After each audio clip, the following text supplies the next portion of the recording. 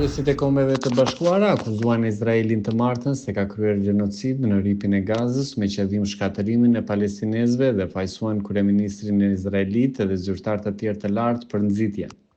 Komisioni i pavarur ndërkombëtar i hetimit OKB-s, i cili nuk vepron në emër të organizatës botërore, konstatoi se genocidi vazhdon të ndodhë në Gaza dhe përgjegjësia bie mbi shtetin e Izraelit.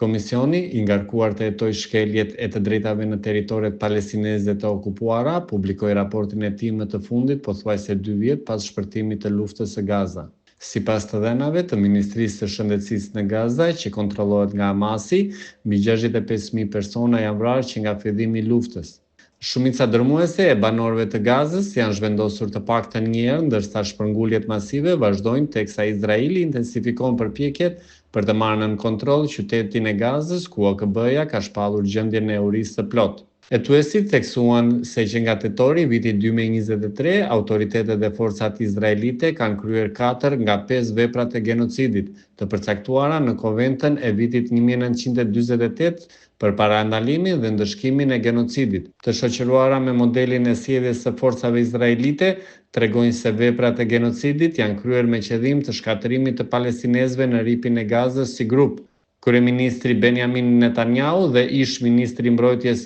Yoav Gallant kanë nxitur kryerjen e genocidit dhe se autoritetet izraelite nuk kanë ndërmarrë masa për t'i ndëshkuar këto nxitje.